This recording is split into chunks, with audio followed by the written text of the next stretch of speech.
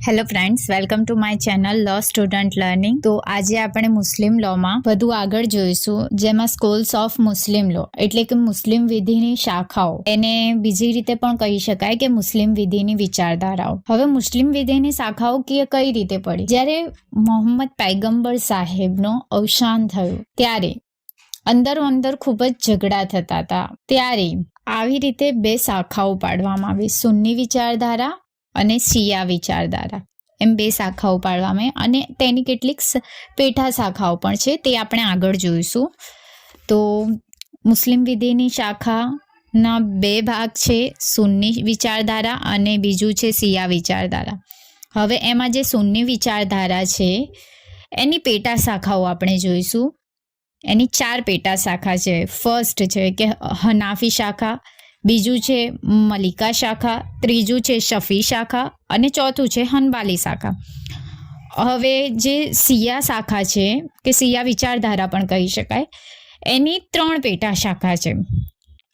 પહેલું છે ઇથિયા અસારિયા અથવા તો તેમને ઇમામ પણ કહી શકાય, બીજું છે ઇસ્માલિયા અને ત્રીજું છે ઝૈદિયા. હવે એમાં જે આપણે સુન્ની વિચારધારા એટલે કે સુન્ની શાખાની જે પેટા શાખા જોઈ હનાફી શાખા, એના વિશે આપણે જોઈશું. તો હનાફી શાખાનું નામ કઈ રીતે પડ્યું? એટલે હનાફી શાખાના સંસ્થાપક હતા જેમનું નામ છે અબુ હનાફી. અબુ હનાફી એ હનાફી શાખાના સંસ્થાપક હતા. એટલે અબુ હનાફી એ જે હતા ને એ ફર્સ્ટ જ્યુરિસ્ટ હતા, જેણે મુસ્લિમ લો વિશે લોકોને માહિતી આપી હતી. મુસ્લિમ લોકોને મુસ્લિમ લો વિશે, ધર્મ વિશે, રીતિ રિવાજ વિશે ખૂબ જ માહિતી આપી હતી. અને જે આ ઇમામ અબુ હનાફી છે એ જે કિયાસના સિદ્ધાંત પર ચાલે છે અને તે હદીસોના નિયમોનું પણ પાલન કરતા હતા. જે મોહમ્મદ પૈગંબર સાહેબે જે હદીસ આપીને ગયા છે એ જે સિદ્ધાંતો પર ચાલતા હતા તેને હદીસ કહેવાય. તો એ હદીસ જે આપીને ગયા છે એ હદીસના નિયમોનું પણ પાલન કરતા હતા. હવે આવી શાખાને માનનારા લોકો ભારતમાં છે, પાકિસ્તાનમાં છે, અફઘાનિસ્તાનમાં છે અને તુર્કીમાં પણ જોવા મળે છે. હવે આપણે સુન્ની શાખામાં બીજી એક પેટા શાખા મલિકા શાખા એ જોઈશું. હવે મલિકા શાખા, આ શાખાના સંસ્થાપક ઇમામ મલિક ઇબ્ને અનાસ હતા. હવે આના જે સંસ્થાપક હતા તેમણે પોતાનું પુસ્તક મુક્તા તરીકે સ્થાપ્યું હતું, રજૂ કર્યું હતું, જે કુરાન, હદીસ અને કિયાસ પરથી સિદ્ધાંત લેવામાં આવ્યું હતું. હવે આ જે મુક્તા જે પુસ્તક સ્થાપ્યું હતું તેના અંદર કુરાનની આયત, જે મોહમ્મદ પૈગંબર સાહેબે જે હદીસ આપીને ગયા છે તે, અને કિયાસ એ પરથી સિદ્ધાંત લઈને આ મુક્તા જે પુસ્તક છે એ તૈયાર કરવામાં આવ્યું હતું. અને આવી શાખા ભારતમાં જોવા મળતી નથી.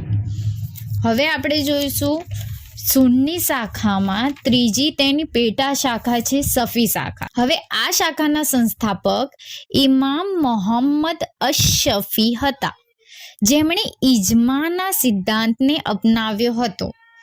તેમણે હનાફી અને મલિકા શાખામાં થતો વ્યવહાર, એટલે કે જે હનાફી શાખા જે અબુ હનાફી હતા અને મલિકા શાખાના જે ઇમામ મલિક ઇબ્ને અનાસ હતા, આ બે વચ્ચે જે વ્યવહાર થતો હતો તેમાંથી મધ્યમનો અભિગમ અપનાવ્યો. એટલે કે હનાફી શાખા કિયાસના સિદ્ધાંત પર ચાલતું હતું અને હદીસનું પાલન કરતું હતું, અને મલિકા શાખા હતું કુરાન, હદીસ અને કિયાસ ત્રણેયના સિદ્ધાંતમાંથી લઈને એક તેનું પુસ્તક બનાવવામાં આવ્યું.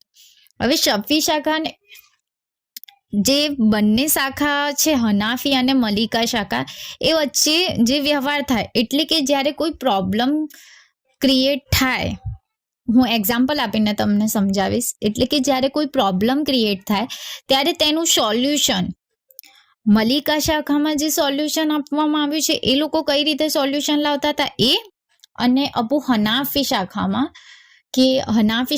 જે સોલ્યુશન લાવવામાં આવ્યું છે એ બેમાંથી જે યોગ્ય લાગતું હતું એ વ્યવહાર અપનાવતા, એ સિદ્ધાંત અપનાવતા હતા. એટલે જ કહેવામાં આવ્યું છે કે તે મધ્યમનો અભિગમ અપનાવતા હતા. તો હવે આ શાખાને જે માનનારા લોકો છે ને એ અરબ, ભારતના દરિયા કિનારાના વિસ્તારમાં, ઇજિપ્ત, પૂર્વે આફ્રિકા અને દક્ષિણ એશિયામાં જોવા મળે છે. અને આપણા ભારતમાં મુંબઈના કોંકણી, મોપલા અને મલાબારના મોલે સલામમાં સુન્ની શફી જોવા મળે છે. હવે આપણે આગળ જોઈશું સુન્ની શાખાની પેટા શાખા જે ચોથી છે હનબાલી શાખા, તેના વિશે આપણે આગળ જોઈશું. હવે જે હનબાલી શાખાના સંસ્થાપક હતા જેમનું નામ હતું ઇમામ અબુ અબ્દુલ્લા હમીદ ઇબ્ને હનબાલી છે. હવે આ શાખાના સંસ્થાપક ઇમામ અબુ અબ્દુલ્લા હમીદ ઇબ્ને હનબાલી છે, જે ઇમામ અશફીના શિષ્ય હતા. એટલે કે જે આપણે આગળ શફી શાખા જોયું, જે તેમને યોગ્ય લાગતું હતું એ સિદ્ધાંત અપનાવતા હતા, બરાબર.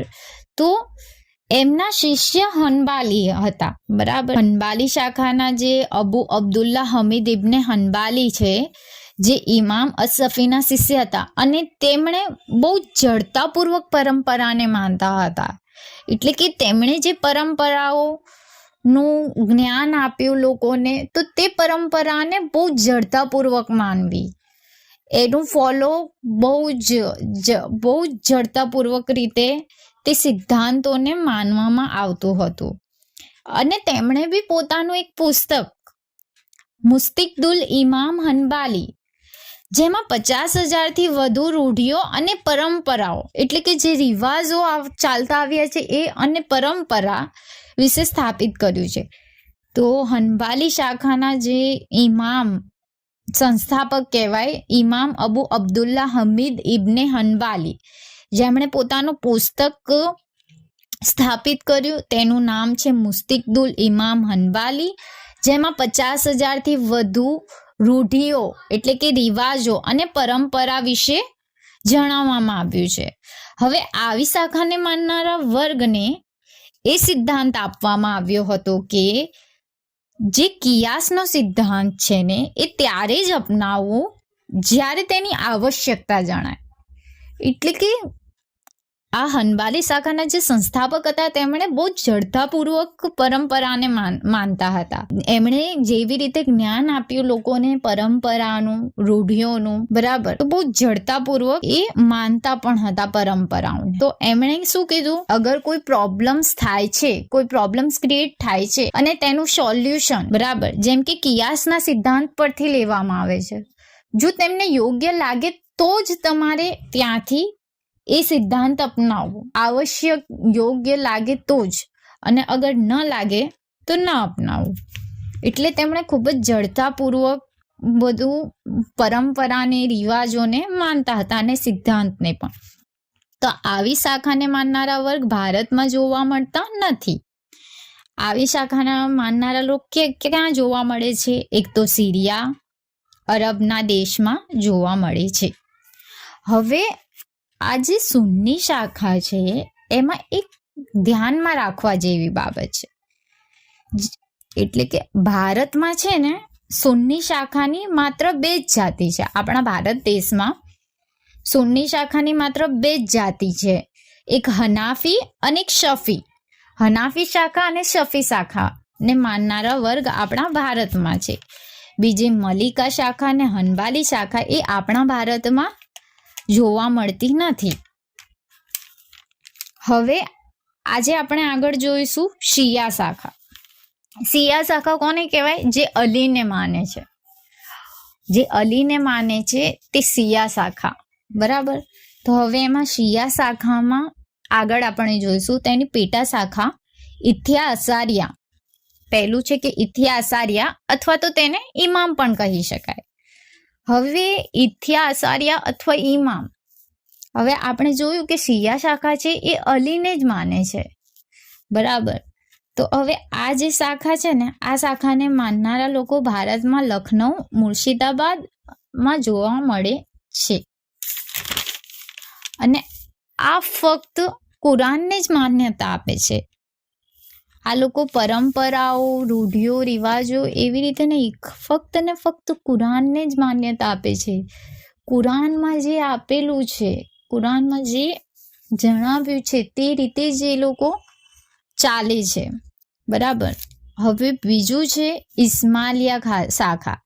આપણે જે શિયા શાખાની બીજી પેટા શાખા છે ઇસ્માલિયા શાખા. હવે ઇસ્માલિયા શાખા કેવી શાખા? મતલબ કે ભારતમાં જે વસ્તી ખોજા અને વોહરા જાતિના લોકો છે એ આ શાખાને માને છે. હવે આ શાખા મુસ્લિમ કાયદાની કોઈ ચોક્કસ શાખાને માનતા નથી. એટલે કે આ ઇસ્માલિયા છે એ બધાથી જ અલગ છે. એ કોઈ મુસ્લિમ કાયદાની જે ચોક્કસ શાખા આપેલી છે એવી રીતે નથી માનતા. એ લોકો પોતાની જ પરંપરાઓ પોતાના જ રીતે ચાલે છે, જે તેમને યોગ્ય લાગે એવી રીતે. તો વોહરા અને ખોજા જાતિના લોકો આપણા ભારતમાં મળે છે, બરાબર. હવે ઝૈદિયા છે જે આ શાખા ભારતમાં જોવા મળતી નથી. તો આજે આપણે જોયું સ્કૂલ્સ ઓફ મુસ્લિમ લો, મુસ્લિમ વિધિની શાખાઓ, જેમાં 2 શાખા જોઈ, સુન્ની શાખા અને શિયા શાખા. તેની કેટલીક પેટા શાખાઓ પણ જોઈ. હવે આના અંદર કોઈને સમજ ના પડી હોય કે કોઈ ક્વેરી હોય તો તમે કમેન્ટ્સ કરીને મને પૂછી શકો છો. મારી વિડીયોને લાઈક કરજો, શેર કરજો અને મારી ચેનલને સબસ્ક્રાઇબ કરજો. Thank you.